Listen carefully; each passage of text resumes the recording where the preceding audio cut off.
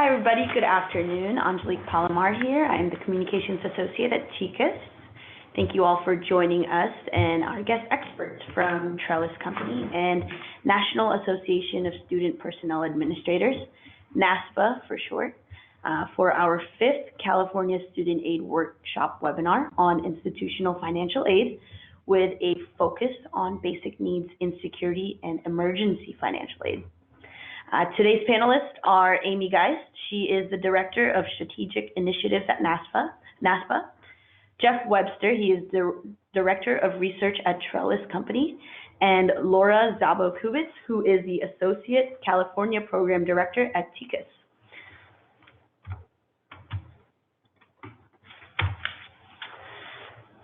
Laura will cover institutional financial aid, followed by Jeff, who will discuss basic needs insecurity, and then Amy will provide information on emergency financial aid.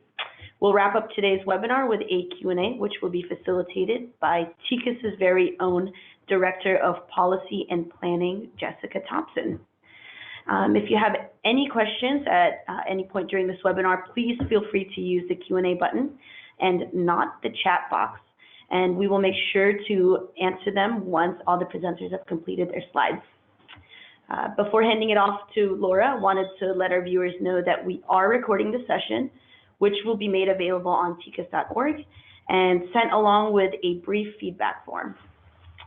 So, Laura? Great. Well, welcome everybody. I'm Laura Szabo-Kubitz from TICAS. For those of you who may not be familiar with us or only vaguely familiar, we are a higher education research policy and advocacy organization that focuses on college affordability and accountability, both nationally and here in California. So today I'm going to be focusing on institutional financial aid at public institutions specifically, which serve the vast majority of the California state college students. This chart here is from our higher education data tool, College Insight. It shows that 85% of the state students attend public colleges and universities, with 6% at nonprofits and 9% at for-profits.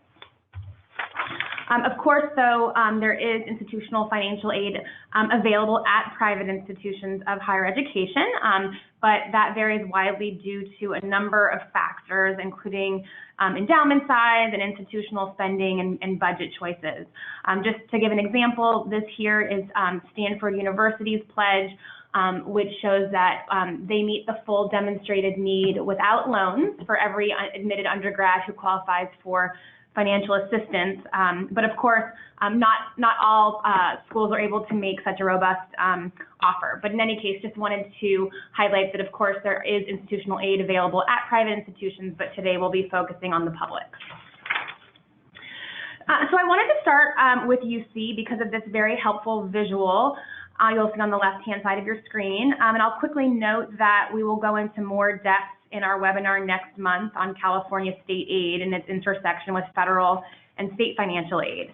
But as you can see here, through the University of California's education financing model, students across all income levels are expected to contribute about $9,500 a year through work and loans towards their total college costs. And that grant aid, including institutional aid, fills in the rest.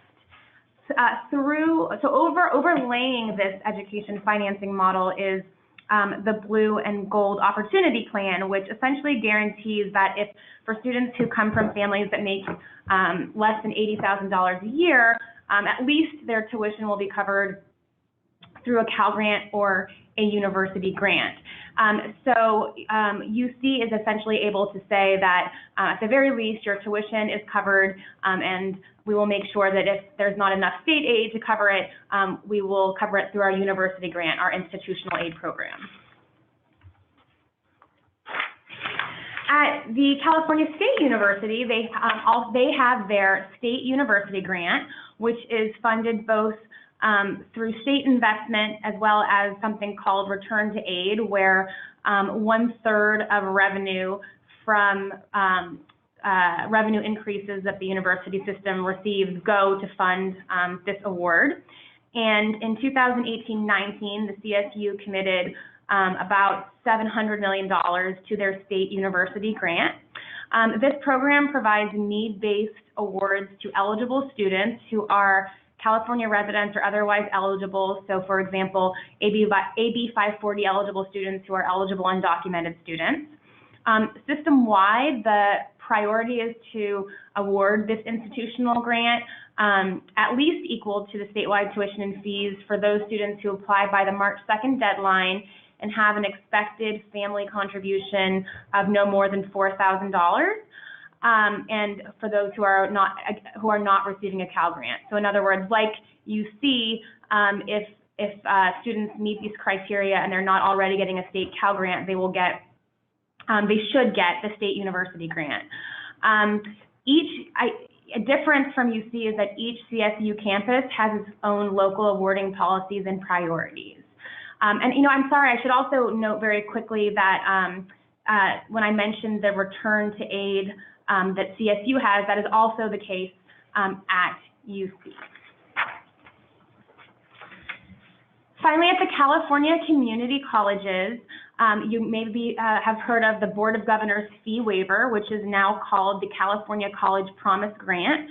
This is essentially the largest institutional aid program at the community colleges.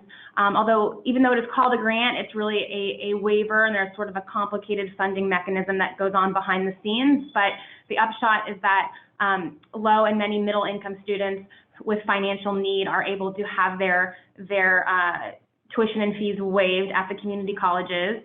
This does differ from the more recent California Promise funding. You may be familiar with the 2 years of free community college that has been, people have been talking about, where now colleges have the option of waiving tuition and fees for all first-time, full-time students. But this particular program, the California College Promise Grant, is a need-based program that waives fees for financially needy students. I will also note that there are some campus and district-based scholarships that come from funds that are most often raised through local college foundations. But again, the bulk of the institutional aid is this fee waiver program. And then finally, I wanted to talk briefly about undocumented students. Since 2013, under the California DREAM Act, undocumented students who qualify for a waiver of non-resident tuition under AB 540 have been eligible for Cal Grants as well as institutional grants. Also, a great change that happened recently is that students who fall into the competitive Cal Grant pool are now able to compete on equal footing for a Cal Grant, whereas before it was very unlikely that an undocumented student would be getting a competitive Cal Grant. I will talk at our webinar on December 16th. We'll talk more about the intersection among institutional, federal, and state grant aid, but I wanted to make sure that I at least touched briefly on this important needy student population. So with that, I will now turn it over to Jeff Webster, who will talk about the work that Trellis Research has been doing on student basic needs security. Thank you, Laura. I'm Jeff Webster, Director of Research at Trellis. Trellis is a nonprofit corporation with a dual mission of helping student borrowers successfully repay their education loans and promoting access and success in higher education.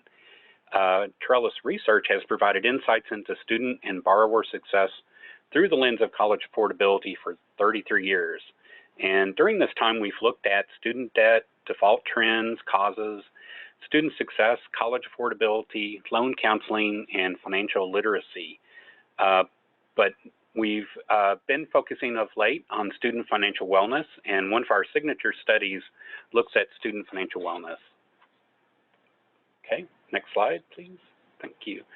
So our last report is from fall 2018, and when we do these reports, we give participating schools a real in-depth look at what their student body looks like.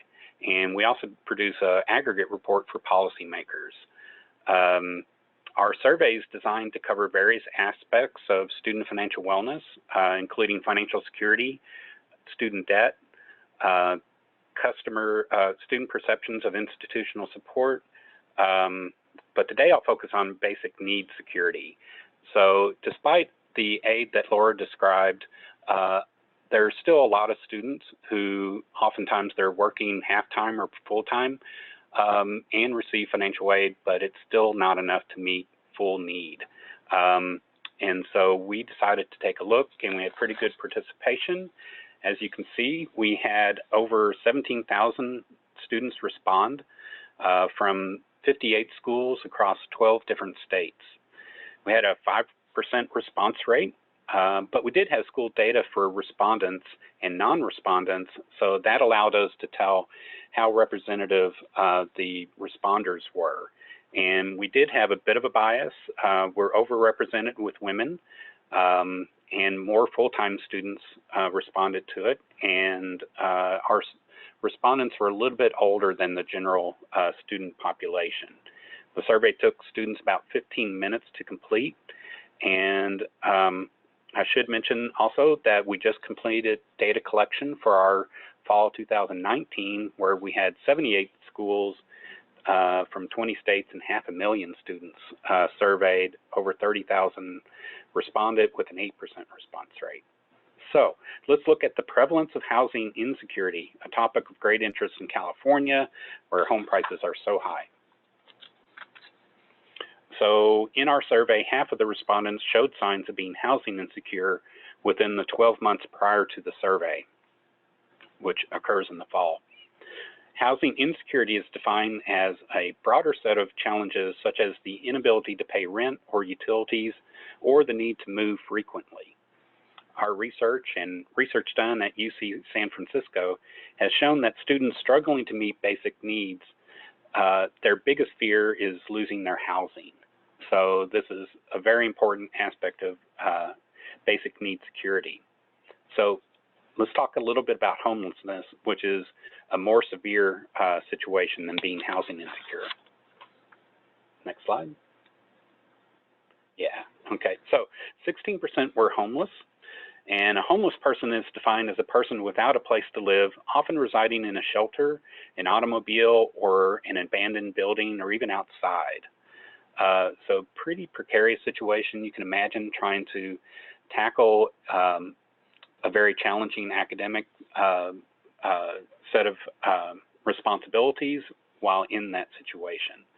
So now let's look at food insecurity.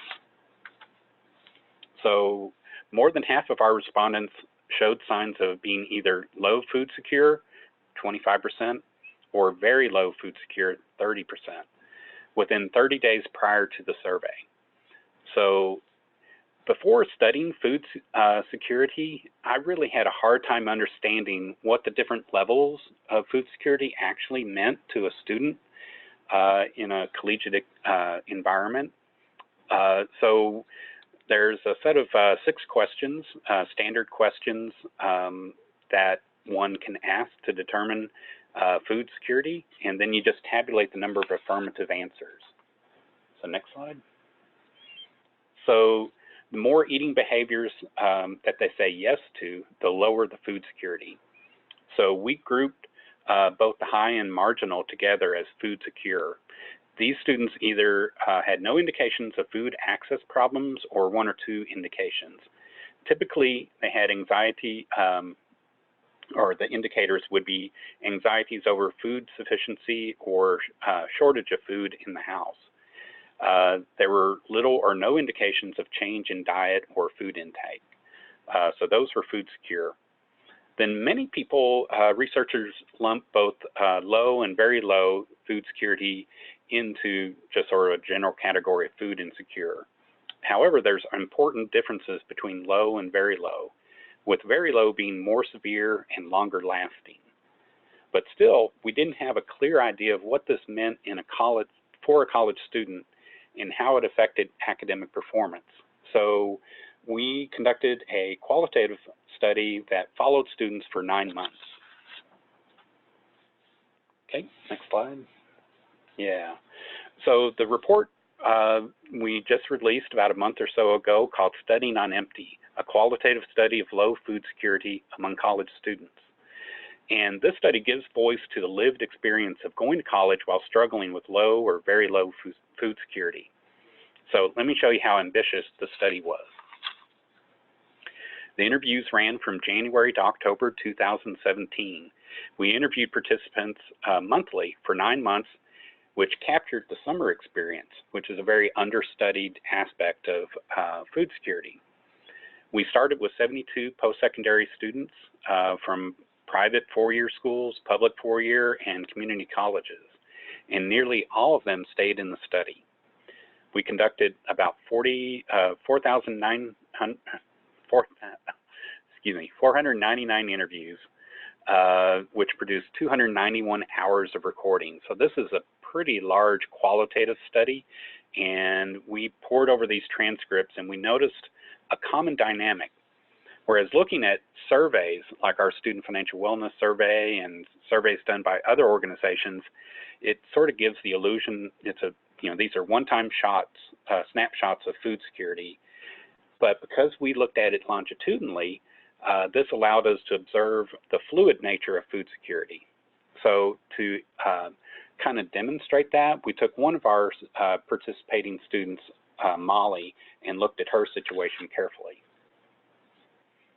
And so with this, you can see that high marginal is at the top on the left, and low is in the middle and very low at the bottom. We tracked these over a few months. So Molly was a pre-med student who owned a dog, and she had reoccurring veterinary expenses. These vet bills coincided with expensive med school applications and a decision to quit her on-campus job to focus on academics. Her food security spiraled downwards, but luckily she was able to find free food while volunteering at the VA, the Veterans Administration. Being able to eat at her parents' house over the summer helped restore her food security.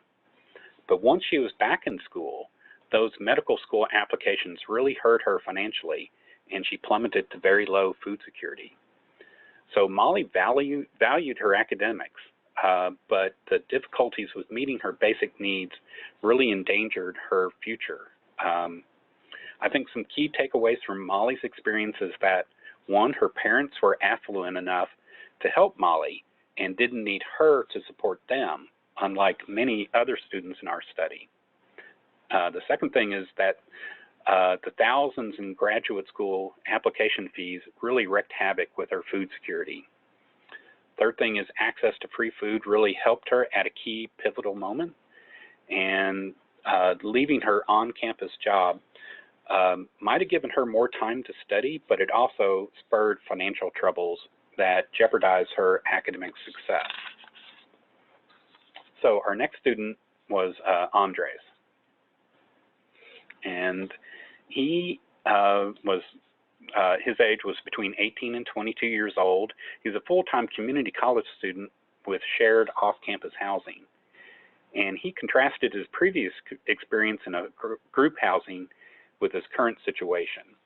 So I was in a scholarship house before. I lived with 17 other guys. It was a big house. $500 was spent every single week on groceries. So we always had food in the house and meals cooked for us at night. I never had to worry about food like I do now. Now I worry every single meal. So he started our study unemployed and having just lost his scholarship. He experienced low food security, but things would get worse before they got better. He got sick and stayed unemployed. Then his car was vandalized. He needed money and found a job, but the schedule conflicted with school. His parents provided game-changing support to prevent him from becoming very low food secure again. He eventually landed a paid internship, chose to eat out less than he had, and he started splitting his grocery costs with his brother. And these three things really restored his food security. So these are just two examples that show the shifting nature of food security.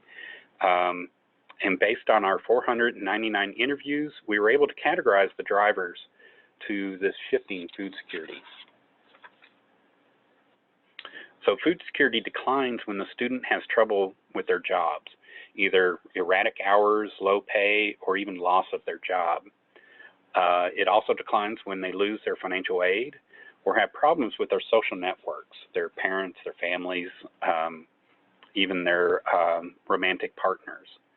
Also, when there's unexpected expenses like car repairs or medical bills, even if their daycare costs for their dependent increases, these things can be really stressors that jeopardize their food security and send it to a lower level. But we also know things that improve food security. So food security improves and academic performance goes up when students see positive movement in their employment, either more stable hours, more hours, or higher paying jobs. When their financial resources improve, their social networks, and if their expenses get under control. So students in our study, like Molly and Andres, they worked hard and fully committed themselves to school. They made daily sacrifices to achieve their educational goals, but at the end of the day, they still had to worry about being able to eat. So with an understanding of what drives shifting food security, colleges and policymakers can better craft practices and policies to restore food security and with it improve academic performance. So now I'll hand it over to Amy, who will share some super advice on colleges beginning or evolving their emergency aid programs. Thank you. So to give you a little bit of a snapshot about who NASPA is, for those of you who are unfamiliar, we are a membership association for student affairs professionals, and we offer professional development opportunities and support to our members. We do a lot of collaboration and partnership with associations and colleges and universities. So the Research and Policy Institute team, where I am part of that group, we support the field in a variety of ways, and I'll tell you a little bit about how some of those intersect with emergency aid and basic needs and security here as we go along. So one of those pieces is on that research level, particularly in the area of emergency aid. NASPA received a grant from the Bill and Melinda Gates Foundation to conduct a landscape analysis, which resulted in this report that was released in early 2016. And following that report release through another Gates grant, we began to do more work to increase the national discussion about emergency aid. And another piece of what we provide are some tools and resources, which we put onto a website, but also share out with the community. So one of those examples is this rubric that we created for institutions to assess their current state and be able to determine next steps to advance their efforts. So we encourage institutions to use this rubric, gather the different campus partners and go through it as a team. It goes through the different critical components that we've identified for successful emergency aid efforts, but the entire campus team coming together, everyone who has some involvement in this, coming together to the conversation will help the group to facilitate discussion in the ways that they can address some of the roadblocks and work together to resolve barriers that students face. So that is available on the Student ARC website, which is more of what I will tell you about as well. And part of what we want to do through using the Student ARC website is to do some community building, because we know that, you knowing other people across the country are working to remove those barriers and support students experiencing a financial crisis will really help foster that community of supportive professional colleagues.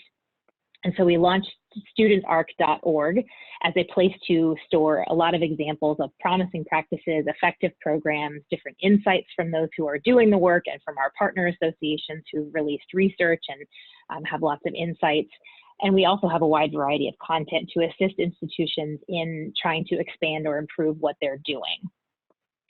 On studentarc.org, you will find a variety of different things, reports and research, as I mentioned, different sample forms, marketing materials, videos, and a lot of other things. And we use social media a little bit to draw your attention to new items that are added.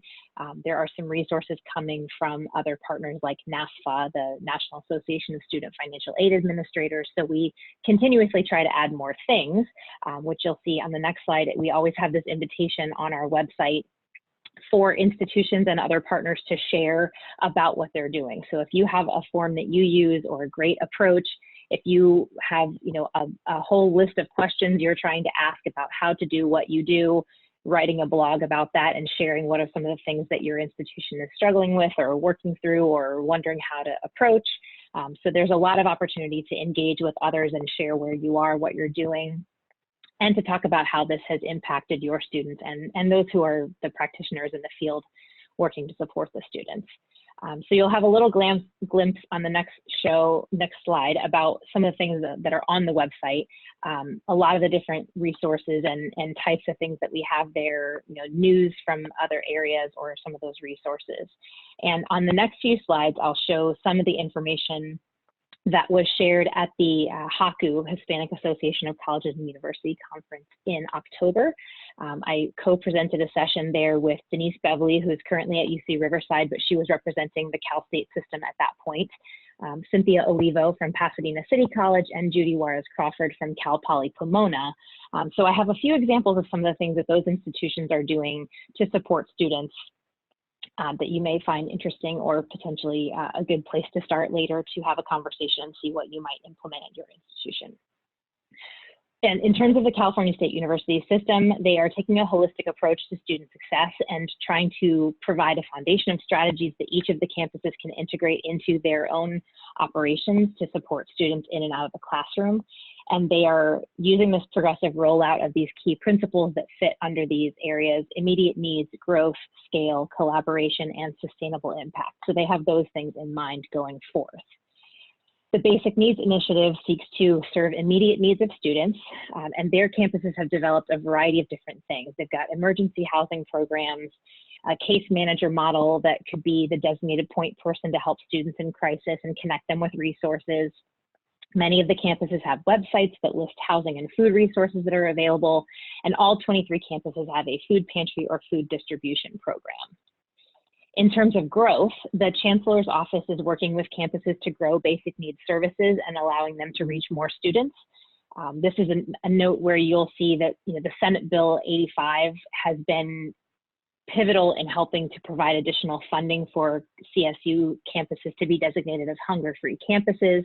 And this is one of the things that we want people to be on the lookout for, ways that they can advocate for their students, because there are federal and state policies and things like that that are looking at how we are supporting students that are facing these basic needs insecurity and may need some emergency aid.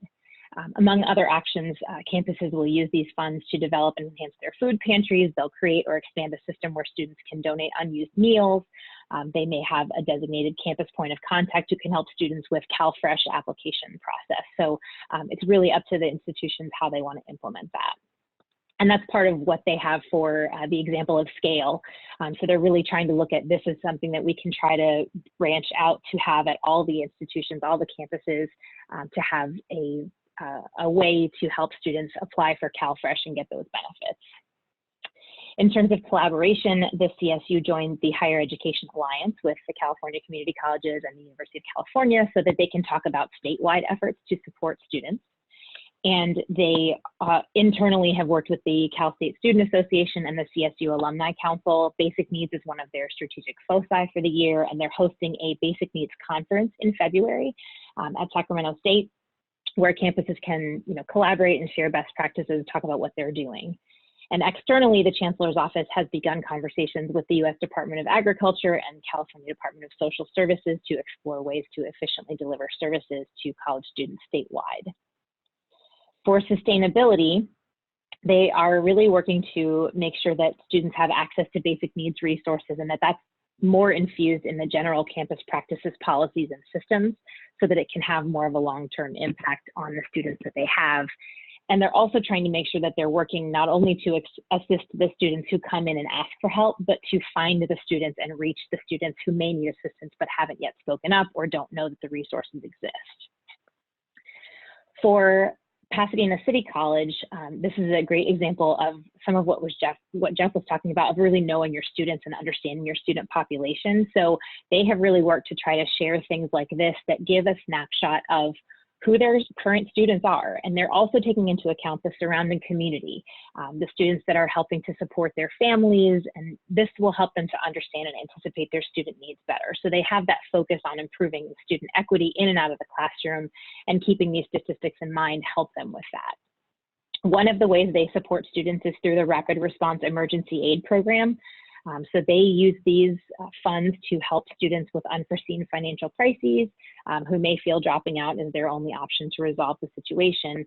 So the students can use that financial support for things like utilities, rent, medical or dental costs, automobile expenses, and they can also be used to cover books and tuition. But they're small amount of money to just assist students in that critical moment where, that may help them right then, and then they're in better shape to, make some changes or address the upcoming things that will happen, they know will happen in the future.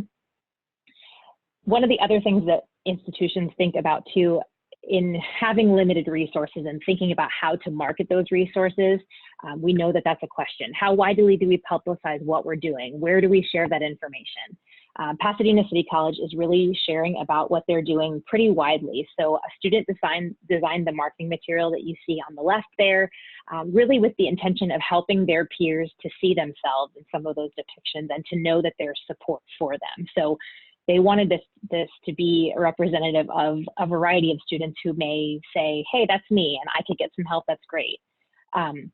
They're also looking at how to use nudging technology and do some website integration to assist students in taking next steps, whether those are academic or to get other resources, to really help them in their educational journey, and using these targeted personalized messages with calls to action to get them motivated to make those steps and to do the things that they need to moving forward.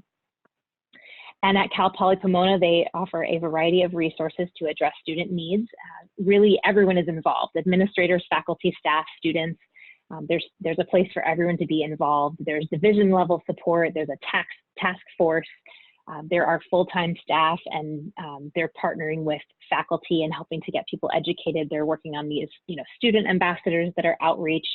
There are parts of student government that are highly involved with distributing through the Poly Pantry, as well as for, some positions in student government that are helping to focus on basic needs and security and emergency aid. And they offer a variety of resources to support students to remove barriers to their education. So from assistance with food insecurity and housing insecurity, both on and off campus supports for those areas, as well as financial assistance, financial wellness development. And they're also very integrated with academic advising and care services to provide that holistic support. So they're really trying to use lots of different things to assist students. And we know that there's a lot that goes into emergency aid efforts. So it's a continuous evolution from student needs to what institutions can provide, how they can anticipate what's next, and how they can assess their efforts. So some of the many things to keep in mind. I mentioned earlier with the legislation and policy, and I know that you're probably well aware of that, but there's a lot of stuff that's being proposed and discussed now on the state and federal level. So thinking about ways to advocate for students for their basic needs funding, and knowing the students at your institution that could use that support, and finding ways to help move those things along and advocate for those students. We really also know that there has to be a strong partnership with colleagues on campus and off. Care managers, social workers, faculty, financial aid, those are really critical to making these efforts successful at your institution. Partnering with financial aid is really, really critical. That definitely is one of the ones that is major, because it could have an impact on their financial aid package if they're getting some support.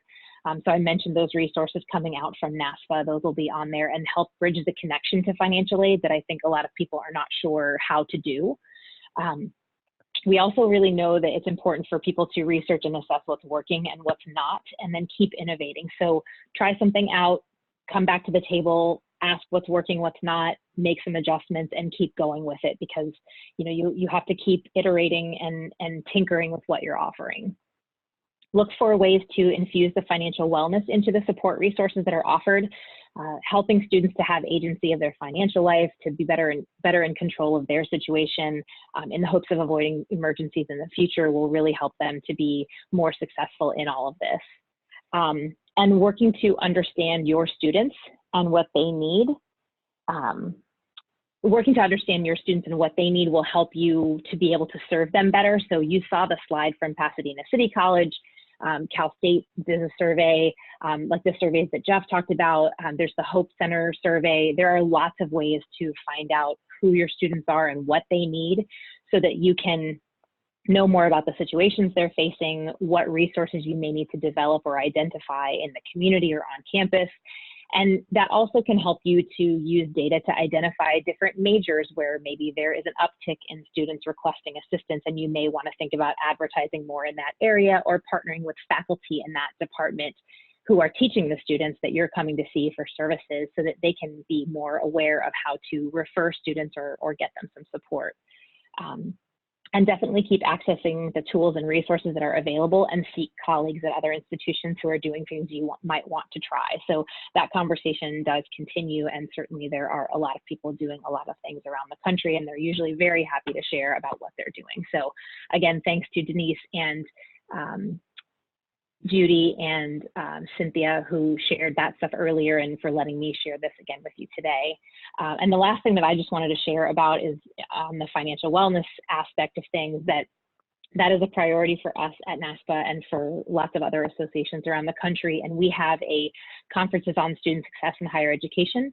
And so one of the 4 conferences as part of that is the Financial Wellness Conference. And so coming to this experience allows you to access all 4 conferences: assessment, persistence, and data analytics, closing the achievement gap, first generation student success, and student financial wellness. So it would be great to have, if you are doing something great, to propose a session there, but also to think about coming to learn some things there that might help your institution, your students. So I think now we are going to move into the question and answer session. So we will go from here and see if anybody has any questions.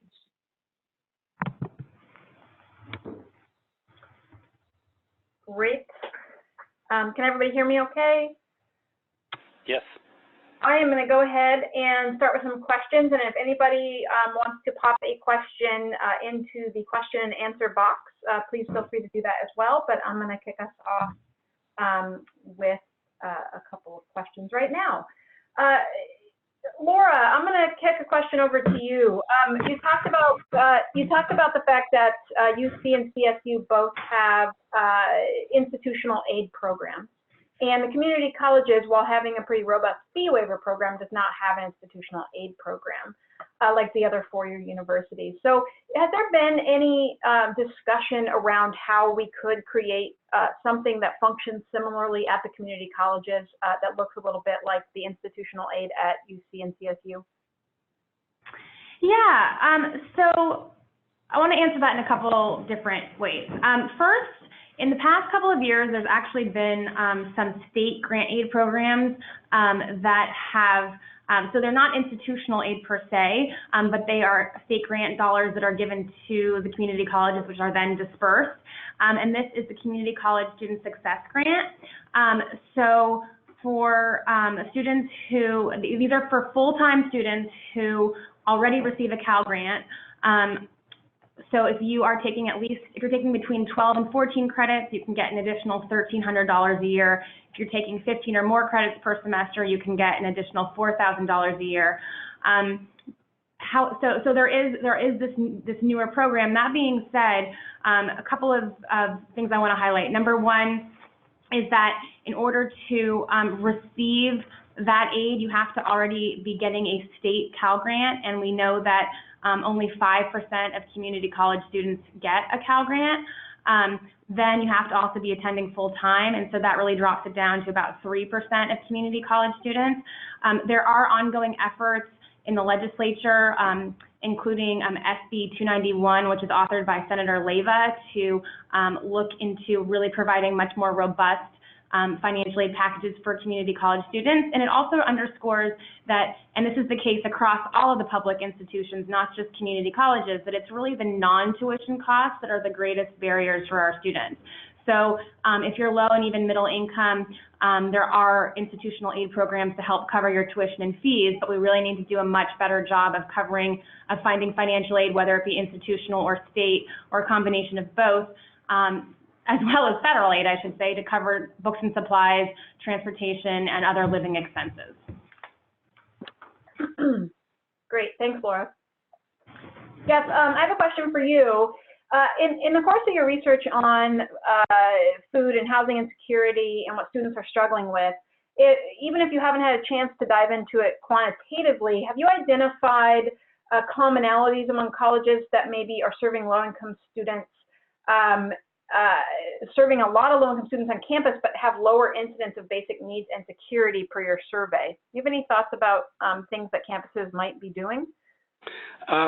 Sure. What's really surprising to us is that the rate of basic needs incidents was not all that great, actually, between schools that you would traditionally think serve low-income students, community colleges, some open access four-year schools, and even some of our flagship universities really experienced a pretty high level of students, struggling to meet their basic needs.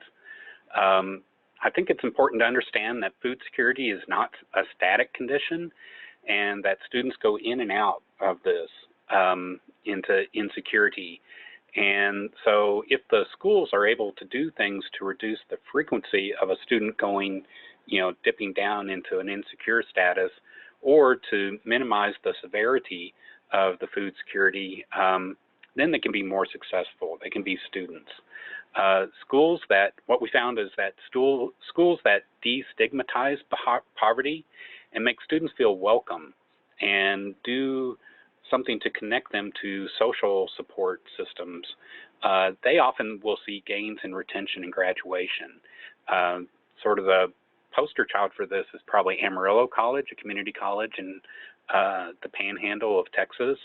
And they really took a hard look at their student success rates and tried to figure out what was going on. And they realized that poverty was the problem.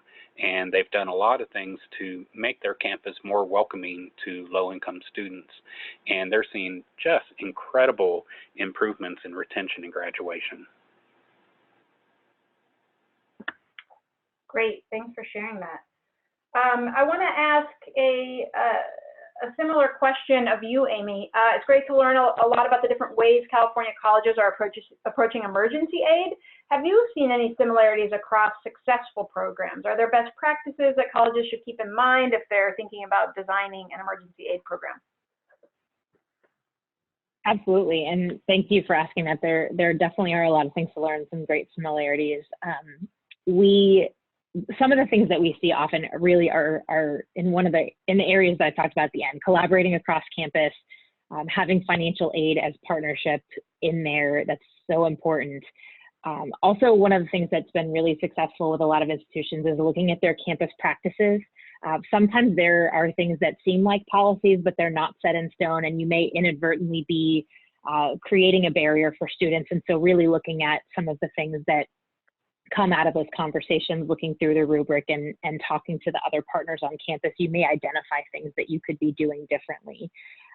Knowing students and their needs and working to try to figure out what their needs are and how you can meet those on campus or off, and assessing your effectiveness. Those are definitely some of the similarities in terms of what's been successful with campuses across the country. Thank you. I'm going to ask a question of Laura again. In the chart you shared of UC's education financing model, it shows that students from all types of backgrounds, regardless of income, socioeconomic background, are kind of expected to meet the same out-of-pocket, student contribution for the year through grants and loans. Does this mean that across income levels, students are borrowing or working about the same amount? Can you talk about that a little bit and what that might mean? Yeah, so comparatively, the UC has a really robust institutional aid program, and inherent in that is that there's an equal expectation across all income groups. That being said, when we have looked at the data more closely, we recently did a project with the University of California Student Association. What we found was that equal expectations don't actually add to equitable or equal outcomes. So what we were finding was that lower income students were disproportionately more likely to borrow, even though they had the same work and loan expectations. So for example, those in the lowest income bracket, if I'm remembering correctly, I think that was up to under $29,000 a year, were 3 times as likely to borrow as those in the highest income bracket, which is those from families making over $173,000 a year. And these also have really significant equity implications in that we know that the majority of African American, Latino, and Native American students come from families that make less than $30,000 a year. That was also echoed in the data that students of color, in particular Latino and African American UC graduates, were more likely to borrow than their white peers. So I think that it's something that is really, bears a further investigation about whether it makes sense that we have the same expectations of students and what that means about how institutional aid is dispersed. Gotcha. Thank you.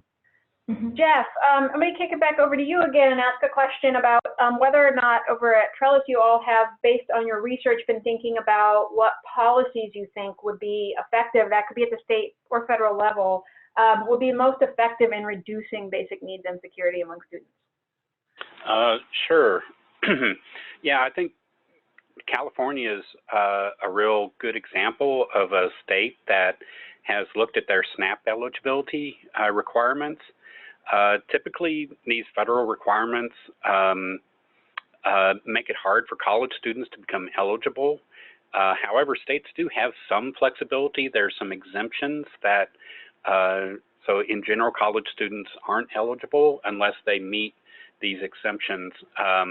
Two important ones is, one, if they designate their program, education program as, for training or employment. And the second one is if the students also receive some sort of TANF benefits, then they can be eligible for SNAP eligibility. So more and more states are considering that as an option. Even if a state does have that, communicating a somewhat complex policy eligibility to campuses, much less students, is a real challenge. And so more efforts can be done to improve that. That can also be at the federal level, where some of those eligibility questions for college students can be more effectively addressed through the Department of Agriculture's website. Also, just basic need-based aid, making that more adequate. We've seen all over the country unmet need increase, and being able to narrow that will hopefully reduce some of the basic needs insecurity. Also, from a state level in California, I'm presuming people are talking about this, is even at community colleges, trying to build affordable dorms. Housing costs are such a critical part of the whole picture of college affordability, and one that people don't really focus on as much as I think they should. So at the state and federal level, those are some things that can happen. Great, thank you, Jeff. I think we have time for one more question, and I think it's to build perfectly off of the last thing Jeff just said there, which certainly in California it is on people's minds, the costs of housing and also building dorms. So Amy, my question is for you, and are there lessons you've learned in particular from the programs at colleges in other states that you think could be particularly useful for California colleges? Certainly. I mean, there are a lot of institutions doing a lot of really great things, and it's hard to think about things across the whole state because so many various institutions meet they're just very different types of institutions across the state. But there are certain things that are going to be similar to some of the other states. Like things like in Florida, there's some funding structures that are tied into the types of metrics that institutions are able to meet. So they're looking at how they are moving the needle on some different things. So looking at how your efforts are assisting students with that persistence in graduation and those other things that are being studied, because that might lead into funding. It was mentioned earlier about, looking at community colleges, and I definitely think there's a lot to learn from the community colleges, and Amarillo College being mentioned. They have a lot of great things that they're doing, and the ways that they're working with the community partners and helping even like with and technical schools as well, and some of the other programs that are being used to help students. So faculty and students in auto mechanic programs, assisting other students that are in need of some sort of auto repairs. So there are some really great innovative things that are happening. There are institutions that are using Amazon wish lists to help stock their food pantries in their student resource areas because they have alumni across the country or, you know, concerned people who want to help and support. Things like in Ohio, like at Ohio State, incorporating financial wellness in the way that they're helping students. So there really are a lot of things that are happening around the country that I think would be really helpful. And there's a lot of resources that we have put out there and information about that on Student Arc. So there are many great stories and good resources there. Great, thank you. I'm going to go ahead and say we're going to close on questions now. Thank you all very much, and I'm going to kick it over to Angelique to close us out.